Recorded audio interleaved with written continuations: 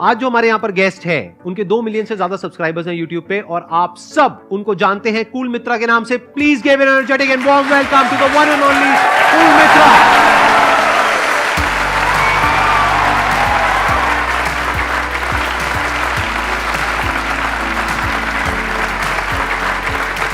Please आइए।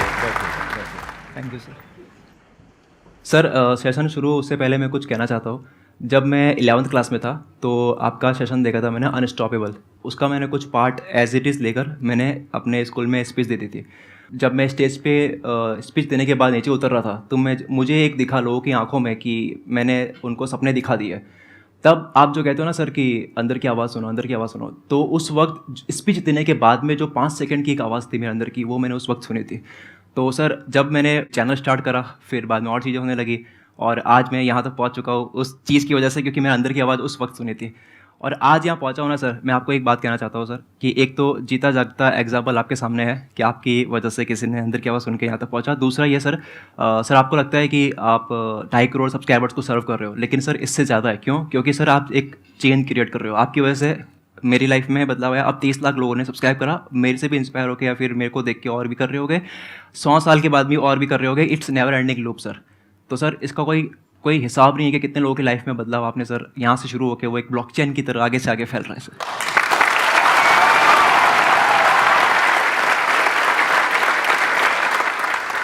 और ये जो आप बात कह रहे हो ना, ये सपना आज से 10 साल पहले मैंने देखा था। आप में से कितनों ने मेरा लास्ट लाइफ चेंजिंग सेमिनार देखा है, 2 घंटे वाला जो है? उसमें एंड में मैंने एक लाइन बोली थी, वो ही मेरा सपना है और वो ही था और वो ही रहेगा। वो क्या बोला था मैंने, किसी को याद है? ये दुनिया बदलेगी। एग्जैक्टली मैंने बोला था ये दुनिया बदलेगी, क्योंकि ये भी होना आसान है, आसान है। इससे पहले कि आप लोग क्वेश्चंस पूछे, आप थोड़ा सा अपनी जर्नी के बारे में बताएंगे? सर जब मैं 6th क्लास में था, एक स्पीच देखी थी टीवी पे, जब जोएल ऑस्टिन जो बता रहे थे, मुझे समझ कुछ नहीं आ रहा था, लेकिन उस वक्त मेरे को लगा कि ऐसा कुछ मेरे को करना है आगे जा करके। उसके बाद में मैंने टेक्स्ट में काम करना स्टार्ट करा, यानी कि ब्लॉगिंग। तो मैं 10th तक ऐसा हो गया था कि घर से पैसे लेने बंद कर लिए थे। उसके बाद में जब मैं 11th में आया तो वही सेमिनार करा था मैंने, एक छोटा सा, मतलब अपनी स्कूल में, वही अनस्टॉपेबल से इंस्पायर हो गए। उसके बाद जब मेरे को लगा कि अंदर की आवाज़ मेरी ये है कि मैं अच्छे से ये कर पा रहा हूँ और ऐसा कुछ आई थिंक मैं कर सकता हूँ, तो मैंने अपना यूट्यूब चैनल स्टार्ट करा। फिर जब चैनल स्टार्ट करा तो मैंने कॉपी राइटिंग और सेलिंग ये सब सीखनी स्टार्ट करी। तो अभी एक नंबर ये है कि मैंने 6 महीने में 1 लाख से ज़्यादा कॉपीज़ जो है सेल करी अपने चैनल पे, e book digital version. Then मैंने जब प्रिंट वर्जन लॉन्च करा अमेजन पे, तो मैं अमेजन पे 2 बार ही बेस्ट सेलिंग ऑथर बना।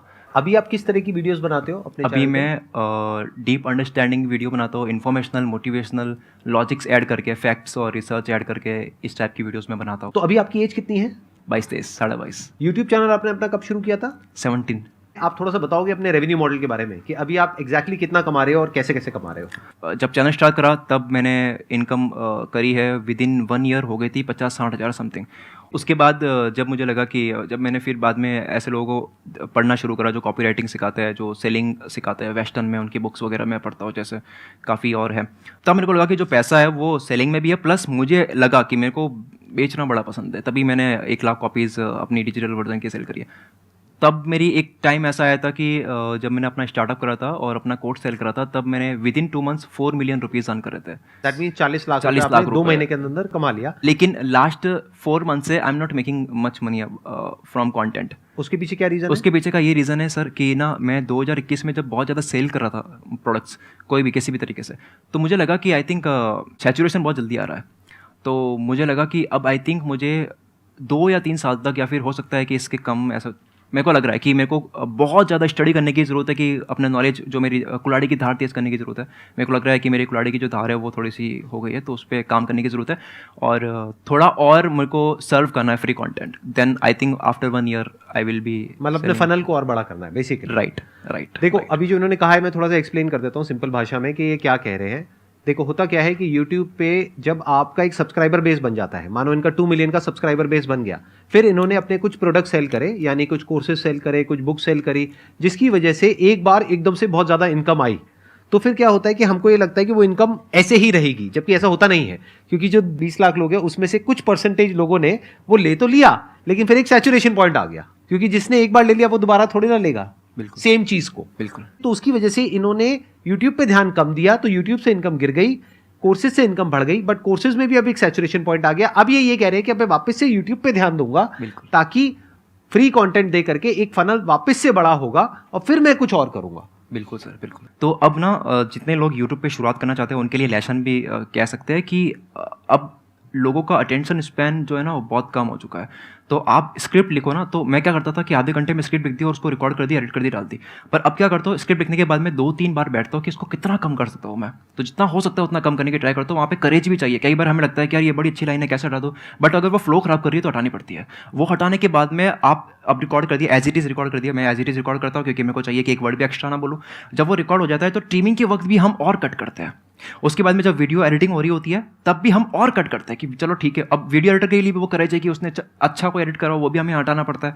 तो ऐसा हो रहा है कि हम जब मान दो कोई वीडियो पूरी बन जाती है 16 मिनट्स की, तो हम उसको कम करते करते 8-10 मिनट तक लेके आ जाते हैं। ऑन एन एवरेज आप एक हफ्ते में कितनी वीडियोस अपलोड करते हो अपने चैनल पे? वीक में सिर्फ एक वीडियो 5 बजे शाम को। वीक में सिर्फ एक वीडियो शाम को 5 बजे? कौन सा? संडे क्यों चूज किया आपने? बस ऐसे ही संडे कर लिया क्योंकि एक तो ये कि मतलब मॉर्निंग करना था, बट इसलिए नहीं करा क्योंकि अगर वीडियो में और गलती हो, अगर और कट शॉट कर सकते हैं तो मॉर्निंग में और बैठूंगा 5 बजे तक उसको और कट करने के लिए। जब मैंने एक वीडियो अपलोड करी थी उसको उसमें मतलब कैरेक्टर्स समझाए हुए मैंने, सुपर हीरोज़ के कैरेक्टर्स, तो वो मेरी फेवरेट वीडियो, दिल के करीब वीडियो थी मेरी, वो काफ़ी टाइम से उसको बचा के रखा था। तो उसको भी मैंने बहुत कट शॉट करा, मतलब जितना हो सकता है उसको कट करा। तो मुझे 4 घंटे लगे सिर्फ हटाने में, ताकि वो एक सिंक, एक कहानी पीछे बनी हुई रहे जो सिर्फ क्रिएटर को पता है उसने क्या करा उस वीडियो के साथ में, लेकिन व्यूअर को समझ नहीं आया कि मैंने कैसे उनको बहुत ज़्यादा एडिक्टिव कर दिया मेरे कंटेंट के लिए। उसके अलावा कंटेंट के लिए मैं अब कंज्यूम बहुत करता हूँ। पहले क्या करता था कि मुझे जो दिख रहा है, मुझे जो समझ आ रहा है वो मैं लिख देता था कि 10 मिनट में लिख दिया फट और दे दिया। बट अब मैं बहुत होमवर्क करता हूँ क्योंकि मैं लोगों को देख रहा हूँ, लोग बहुत मेहनत कर रहे हैं।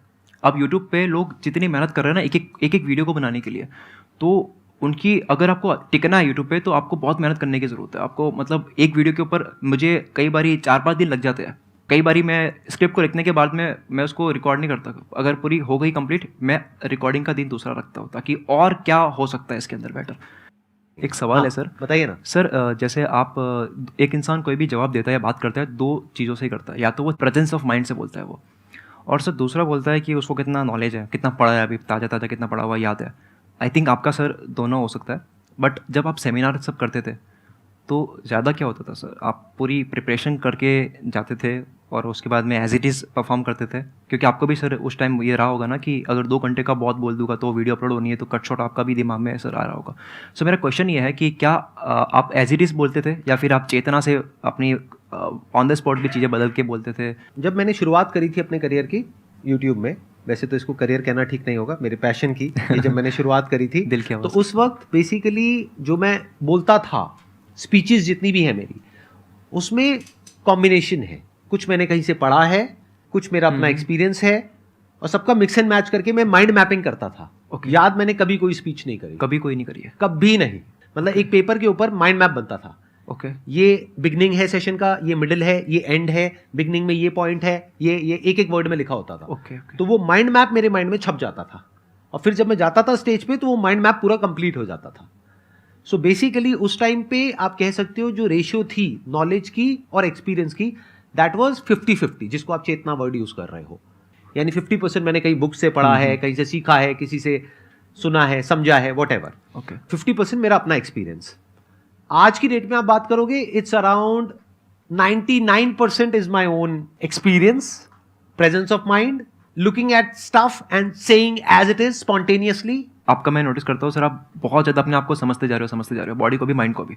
आपकी कुछ वीडियोस भी है जहाँ पे आप बॉडी माइंड की भी बात कर रहे हो, और आपने गेस्ट को इनवाइट भी करा है जो एक्सपर्ट है इस फील्ड में, और वो आप समझ भी रहे हो इस चीज़ को। तो सर ये कितना मैटर करता है? ये बॉडी को समझना is like kind of overrated. बहुत सारे ऐसे लोग हुए हैं पास्ट में, अगर आप देखोगे उनकी बॉडी ठीक नहीं थी लेकिन mind wise they were brilliant people.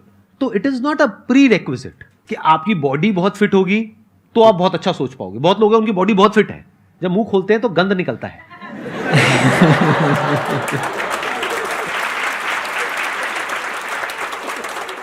हाँ, अगर आपकी बॉडी ठीक ठाक है, ठीक ठाक मतलब बीच में कहीं पर है, ऑब्सेस नहीं हो जाना है बॉडी के साथ में, फिटनेस के साथ में, बीच में कहीं पर रखो, एक्सट्रीम में मत जाओ, ना बहुत ज्यादा खाओ ना बहुत कम खाओ, ना बहुत ज्यादा डाइटिंग करो ना बिल्कुल ही छोड़ छाड़ दो, ना बहुत ज़्यादा वेट लिफ्टिंग करो, ना बहुत ज़्यादा वेट उठाओ, ना बिल्कुल ही ना उठाओ। तो बॉडी की ना बहुत ज़्यादा केयर करो, ना बिल्कुल ही बॉडी को छोड़ दो, Okay. केयरलेस हो जाओ। आप समझ गए? बीच में कहीं पे रहो। और बात रही माइंड की, तो अपने माइंड को डेवलप करने के लिए क्या करना पड़ेगा? You need to have a great deal of intelligence. And what is intelligence? Questioning. You need to question everything and take yourself lightly, as lightly as possible. ये आपको क्वालिटी मिलेगी हर उस इंसान में जो एक्चुअल में, जिसको आप बोलते हैं ना जीनियस। जैसे आइंस्टाइन की एक फोटोग्राफ है, आपने पता नहीं देखी है नहीं देखी है, जिसमें जीभ बाहर है उनकी, देखी है? तो इससे क्या समझ आता है कि वो खुद को बहुत ज्यादा सीरियसली नहीं ले रहे थे। मैं तो ये हूं, मैं तो वो हूं, मैं तो वो। अबे क्या हो गया? हल्के में लो खुद को, बहुत हल्के में लो। जैसे कई बार मैं यहाँ पे जोक्स क्रैक करता हूं, कोई लैंड करता है, कोई नहीं करता है। तो अगर लैंड करता है तो लैंड का मतलब समझ गए ना, कि जोक मैंने मारा और आप हंसे, अरे वाह सर क्या मजा आया। और जब लैंड नहीं करता है तो क्या होता है? एकदम से ऑडियंस सीरियस हो जाती है। उसके बाद में मुझे क्या करना होता है? एडिट नहीं। अब आपको एक कमबैक चाहिए। अब ऐसे में कमबैक क्या होता है? आपको खुद का मजाक उड़ाना पड़ेगा, समझे? इसको बोलते हैं प्रेजेंस ऑफ माइंड, कि किस टाइम पे क्या चीज छोड़नी है वो पता होना चाहिए आपको। आपको पल्स पता होनी चाहिए ऑडियंस की। मैं यहां पर बैठ करके देख सकता हूं कि आप में से किसको नींद आ रही है, किसको नहीं आ रही है। अगर किसी को नींद आ रही होगी ना, हल्की सी भी उबासी लेता हुआ मेरे को नजर आ गया, वो यहाँ होगा लेकिन मेरे लिए नहीं होगा। और जो इंसान है ना जिसको समझ नहीं भी आ रहा लेकिन बैठ करके तो उसी तरफ देखूंगा, चलो कोई तो है जिसको समझ आ रहा है। अंदर से कुछ नहीं आ रहा है, अंदर से वो कहीं और ही है। क्या समझ आया? क्या?